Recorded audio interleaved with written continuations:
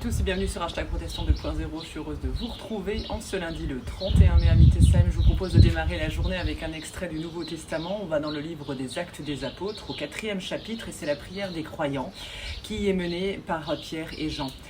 Il nous est dit, dès qu'ils furent relâchés, Pierre et Jean se rendirent auprès du groupe de leurs amis et leur racontèrent tout ce que les chefs des prêtres et les anciens avaient dit. Après avoir entendu ce récit, les croyants adressèrent d'un commun accord cette prière à Dieu.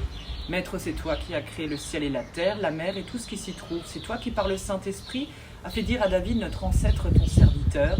Les nations se sont agitées, mais pourquoi? Les peuples ont comploté, mais c'est pour rien. Les rois de la terre se sont préparés au combat et les chefs se sont unis contre le Seigneur et contre le roi qui l'a consacré. Car il est bien vrai qu'Hérode et Ponce Pilate se sont unis dans cette ville, avec les représentants des nations étrangères et du peuple d'Israël, contre ton saint serviteur Jésus, celui que tu as consacré toi-même.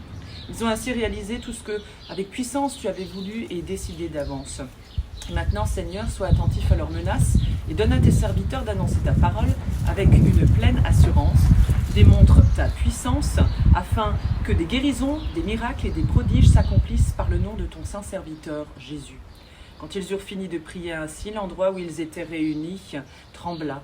Ils furent tous remplis du Saint-Esprit et se mirent à annoncer la parole de Dieu avec assurance. On peut le dire ici, les apôtres sont sans peur.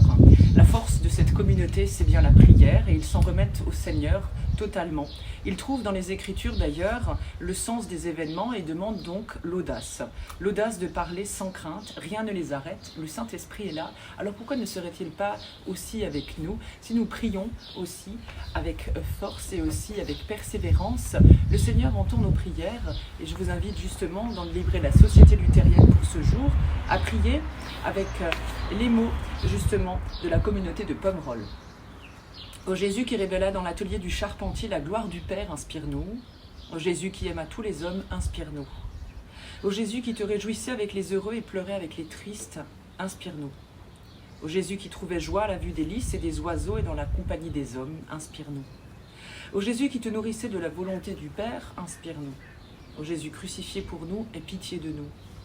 Ô Jésus agonisant pour tous les hommes, aie pitié de nous. Ô Jésus, conviant tes disciples au renoncement total, afin que te possédant ils aient tout, demeure en nous. Ô Jésus qui promis aux tiens une paix, une joie que nul ne peut ôter, demeure en nous. Amen. Sur cette prière, je vous souhaite une très belle journée sous le soleil de notre Seigneur et on se donne rendez-vous demain matin pour la prière du petit-déj chaque jour. On se retrouve aussi avec un œil dans le rétro sur ce que nous avons vécu depuis plus d'1 an maintenant en vidéo, à retrouver sur Facebook et aussi sur YouTube. Et on se retrouve dimanche pour un temps de célébration. Portez-vous bien et à plus.